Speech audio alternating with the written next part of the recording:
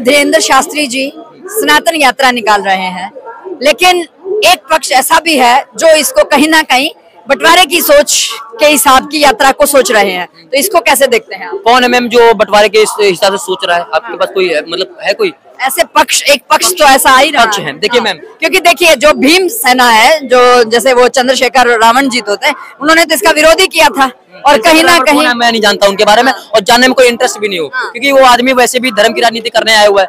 पहले माता रानी का पूजा करता था और देवी मैया का बड़ा भक्ति भी था, टीका भी लगाता था। अब आया तब वो जो है वो बन गया, क्या बोलते हैं उसको, भीम आर्मी वाले बन गए और क्या बोलते हैं नास्तिक बन गए और दलितों का मसीहा बन गए। फिलहाल वैसा कुछ भी नहीं, एक लड़की ने तो आरोप भी लगाया था इसके साथ में बहुत गलत काम किया था इन्होंने, हमने सुना था। और दूसरी बात, हमारे पूजनीय धीरेन्द्र केसरी शास्त्री जी महाराज जो है पदयात्रा निकाल रहे हैं, तो जात पात की करो विदाई, हिंदू हिंदू भाई भाई, कोई प्रॉब्लम नहीं है।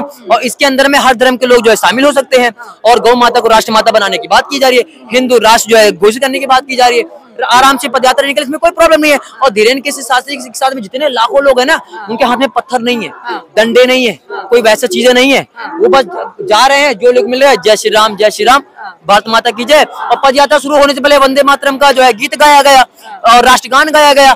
बताइए कैसी यात्रा है? अच्छी यात्रा नहीं है क्या? है संविधान का पालन नहीं किया जा रहा है? पदयात्रा निकले हुए एक भी दंगा दिखा दे, कोई भी दिक्कत दिखा दे, नहीं है। हमारे संत बहुत ही प्रिय हैं, बहुत शांति स्वभाव के हैं, लेकिन जितने भी, मैं एक को नहीं बोलूंगा, जितने भी दो कौड़ी के लोग हैं जिनकी कोई औकात नहीं, हमारे धीरेन्द्र केसरी शास्त्री जी के पैरों के धूल के बराबर नहीं है जिनकी, वो लोग इसका विरोध करेंगे। विरोध किस बात पे कर रहे हो बताओ तो सही? विरोध इस बात पर कर रहे हैं वो लोग, विरोध इस बात पे कर रहे हैं कि हिंदू राष्ट्र की बात हो रही है, तो फिर हम कहाँ आपको निकाल के फेंक रहे हैं क्या बाहर को? हमने आपको कहा, चंद्रशेखर रावण को किसी ने कहा कि तुम हिंदू नहीं हो, तुम अपने आप नहीं मानते हो, हमें कोई प्रॉब्लम है? आपसे जबरदस्ती किया किसी ने? आप एक बात बताइए, इस देश का नाम क्या है? हिंदुस्तान, हिंदू का स्थान हिंदुस्तान, आर्यवर्त, हिंदू स्वराज, भारत, आप समझ रही है। और इस देश के अंदर में जब भी छत्रपति शिवाजी महाराज, बप्पा रावल जी महाराज और राणा सांगा जी और पृथ्वीराज चौहान जी, इतने सारे लोग योद्धा इसी देश में थे ना, तब से हिंदू मतलब हिंदू राष्ट्र है ये।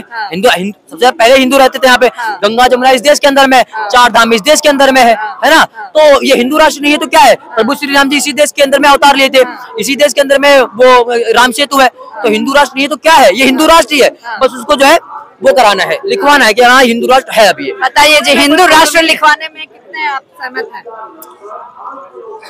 देखिए, ये देश जो है एक धर्म निरपेक्ष देश है।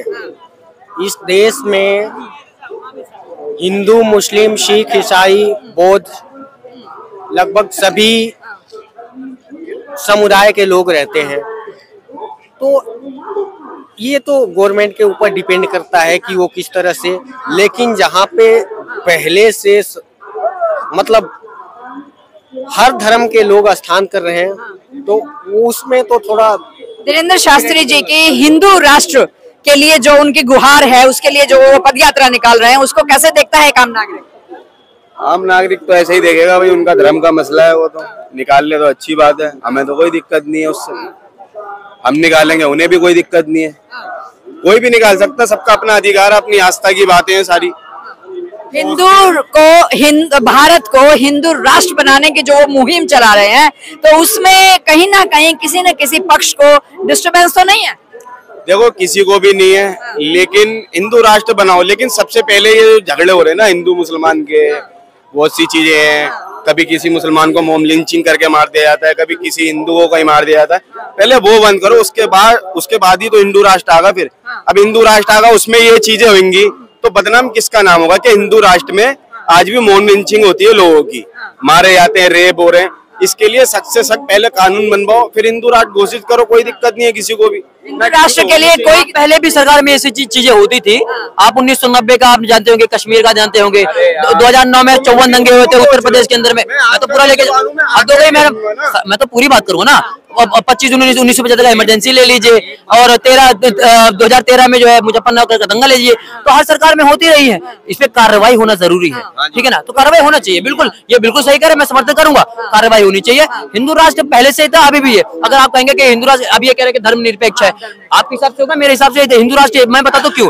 1947 में इस देश में जो है पाकिस्तान अलग हुआ, उस देश में भी सिख रहते हैं, उस देश में भी हिंदू रहते हैं, उस देश में भी अलग से मुस्लिम रहते हैं, तो वो सिर्फ एक ही समुदाय के लिए क्यों बनाया गया? वहाँ पे तो भी ये पंथ वो धर्मनिरपेक्ष हो सकता था, तो इस देश को जो है बेवकूफ बनाने का काम जो लोग करके चले गए, तो आज भी उसमें चल रहा है। ऐसा नहीं चलना चाहिए। यानी कि 1947 में जब हम अलग हो गए और पर्टिकुलर एक विशेष धर्म के जो लोग थे उनको एक अलग से हमें स्थान दे दिया, सब कुछ दे दिया, धर्मशाला बना दिया। और धर्मशाला भी पता कैसे है, ये धर्मशाला तो है ही, हर कोई इसमें घुस। अब ये बांग्लादेशी भी आ जा रहे हैं, म्यांमार वाले भी आ जा रहे हैं, और रोहिंग्या भी आ जा रहे हैं, और कांग्रेस की जो है संयोजक आयोजक है, आयोजक अध्यक्ष है, तो वो कहती है नहीं अगर ये बांग्लादेशी वगैरह जो आ रहे हैं ना म्यांमार वाले, ये तो गरीब है, इनको रहने दो। मैम आप बताइए समर्थन करेंगे क्या? नहीं करेगा, कोई नहीं करेगा। ये नहीं चाहेगा भाई हमारे घर के अंदर में कोई बाहर का है, हमारा ये पूरा भारत अपना घर है, इसके अंदर बाहर के लोग कैसे आ जाएगा कोई, हम उसको जगह नहीं दे सकते। हमारे भाई बड़ी आसानी से बोल रहे हैं कि बांग्लादेशी भी आ जाते हैं, म्यांमार वाले भी आ जाते हैं, नेपाल वाले भी आ जाते हैं, पाकिस्तान वाले भी आ जाते हैं, वगैरह वगैरह कई कंट्री के मतलब आ जाते हैं। इसको रोकना किसकी काम है? सेंट्रल में सरकार किसकी है?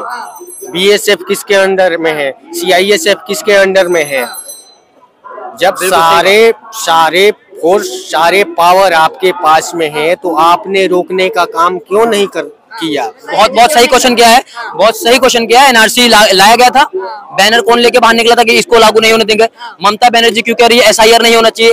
वोट जो जितने भी फर्जी वोट बनाए गए उनको काटने के वापसी इनको भेजने का काम कौन कर रहा है? बीजेपी सरकार ही तो कर रही है, फिर इसका विरोध क्यों कर रहे हैं? जरा इनसे पूछना। अब मैं बताता हूँ भाई साहब, जैसे फर्जी वोट अब जो इलेक्शन कमीशन पे आ गए, क्या उस पे एसआईआर पे आ गए?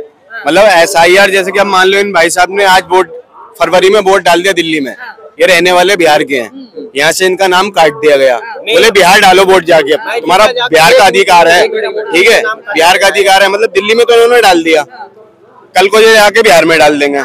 बिहार में डालने के बाद इन्होंने बोला कि मैं बिहार का घर बेच रहा हूँ, ठीक है, अब मैं फिर से दिल्ली में आ गया, कल को फिर दिल्ली में होता है, फिर तुम डाल दोगे इसके नाम पे, तो फिर क्या है? यही तो किया जा रहा है। अच्छा एक मिनट, जी इसीलिए तो कानून निकाला जा रहा है, ये समझ नहीं पाए भैया। मैं आप जो कह रहे हैं मैं उसका ही समर्थन कर रहा हूँ। यही चीज किया जा रहा है कि जो लोग फर्जी वोट डाल रहे हैं उनको फर्जी वोट नहीं डालने देना चाहिए। और मैं फॉर एग्जांपल बताना चाहूंगा आपको कि अभी पश्चिम बंगाल के अंदर में एक आदमी पकड़ा गया जिसके पास 10,000 फर्जी वोटर आई डी कार्ड पाए गए मैम, और एक आदमी पे 2,000 पाए गए, तो उन्हीं वोटों को जो है काटा जा रहा है, और जितने भी जो हमारे देश के अंदर घुसपैठे हैं उनको वापस भगाने का काम किया जा रहा है, क्योंकि वही लोग हैं जो हमारे देश के अंदर में हमारे युवाओं को नौकरी खा रहे हैं, इस देश का राशन खा रहे हैं, इसी देश में दंगा करते हैं। राहुल जी ने 25 लाख वोट चोरी का अभी